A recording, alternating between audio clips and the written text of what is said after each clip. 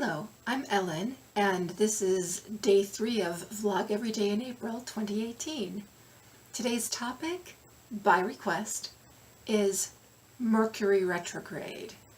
How to thrive in it rather than just survive it.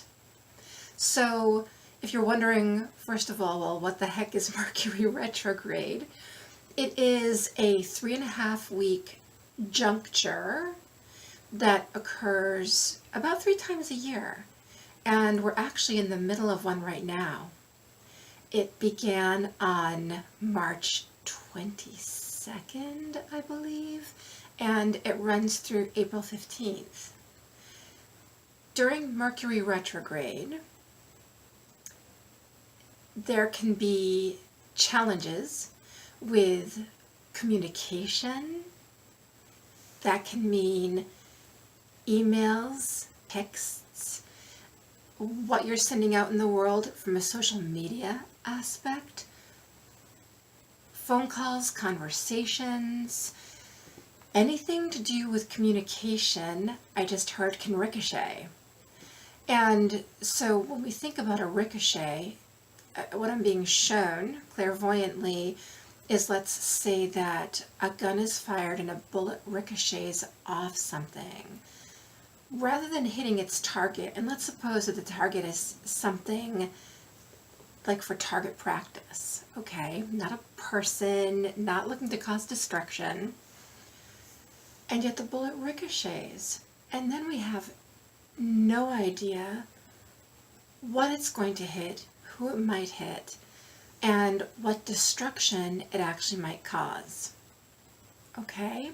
It's a really interesting analogy for it, and it really works in the sense that, let's suppose that the person who fired the gun just didn't pay as close attention as they normally do, didn't notice that something was different about the target, and that, let's say that there was a piece of metal there or something that would permit that bullet to ricochet.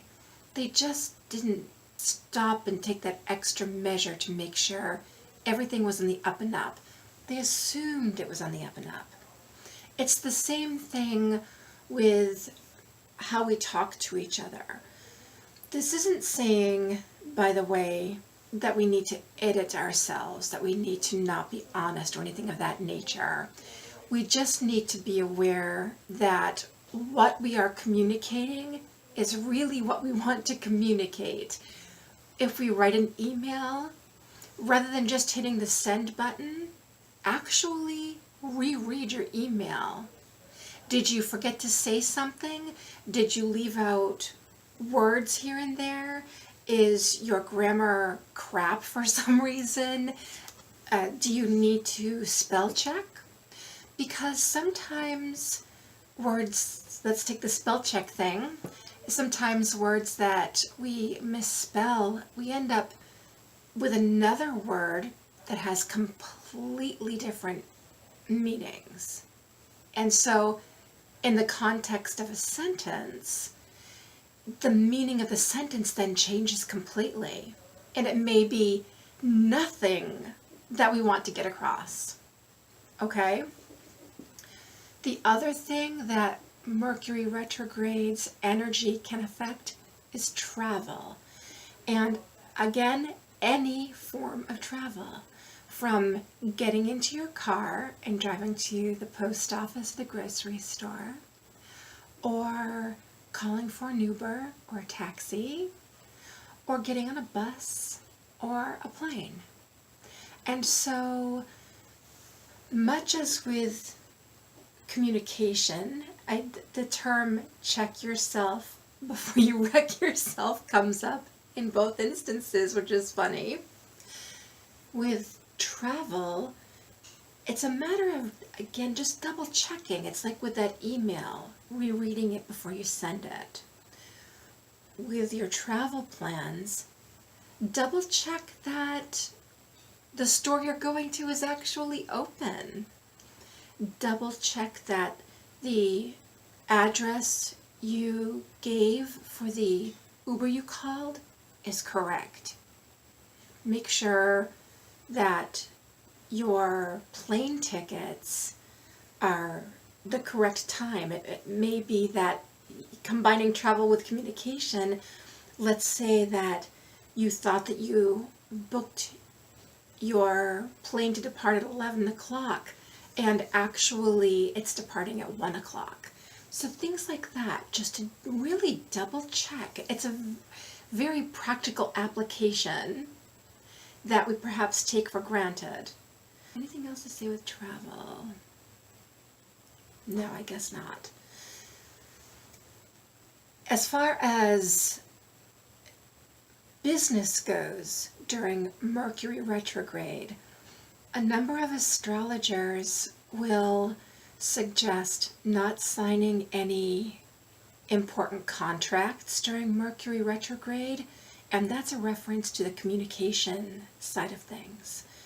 If that is unavoidable, however, again, take the practical step. Or you might read a contract twice over before you sign it. Read it a third time. Another thing about the business side of things is it isn't recommended that new services or new ventures be launched during Mercury retrograde. And once more, that's tying into the communication aspect of things. So if it's, once again, an unavoidable thing, then just make sure that you have dotted all your I's, crossed all your T's, and triple checked everything to make sure it goes as smoothly as it can.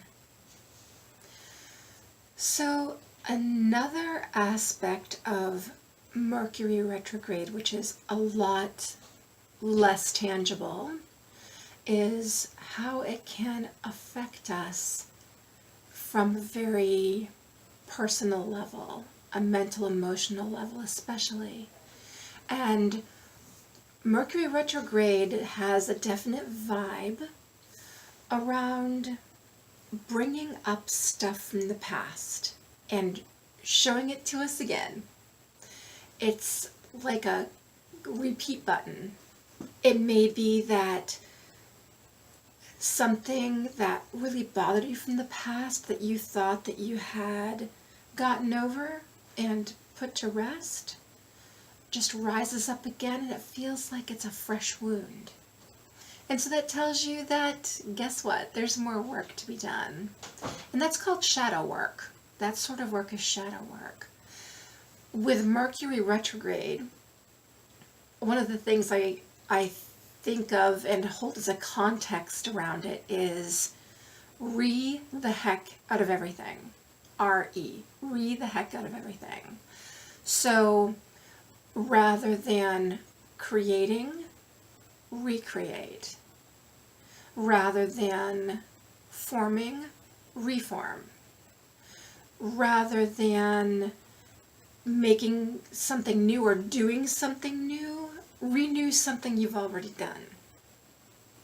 It might feel as though we're somehow stagnating during these 3.5 weeks, when in fact, the blessing of Mercury retrograde is that it's permitting us to kind of clean up any messes.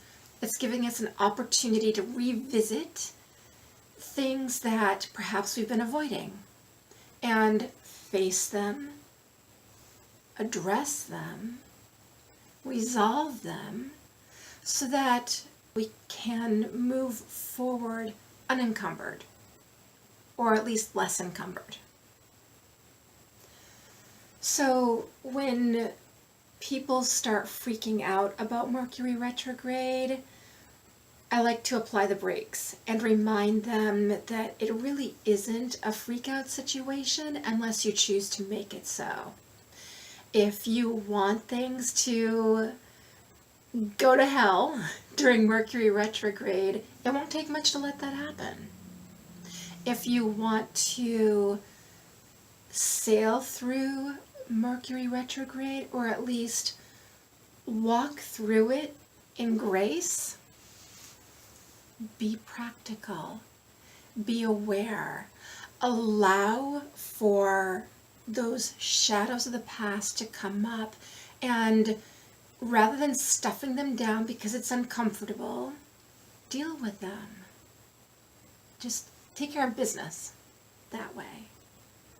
Because once Mercury breaks, oftentimes we can feel as though we've been launched, almost like a slingshot. In fact, a slingshot is a great way to think of Mercury retrograde. When a slingshot is slack, there's no tension to it, right? So it's just kind of there. With Mercury retrograde, let's say that we put a stone into that slingshot, and now we're drawing it back, building the tension, building the tension, building the tension. That's the tension of Mercury retrograde. Notice the stone isn't going forward, it's being pulled backward. However, there is tension building, and that tension, once it's released, sends that stone out, pushes it forward. So that's another blessing. And that's why I like to make my Mercury retrograde periods productive. Productive in the sense that allowing for all that past stuff to come up so I can deal with it. Because I know on the other side of it, there's new stuff to come, and I want to be open for that. I want to have made space for that. Okay? So I hope that's helpful. And believe me when I say that I am absolutely not an astrologer. I appreciate astrology, and I have a sense of certain things. I in particular have a sense of Mercury retrograde because it seems that something always comes up for me during it. And so I've learned how to work with it rather than against it. And yet I am not an astrologer. So if you want to know the true nuts and bolts of Mercury retrograde and what it means astrologically, look to people like the Astro Twins or the Numinous. Okay? All right. Well, that's it. That's what I've got for you. So I hope that that's helpful. And until next time, you take really good care. Lots of love.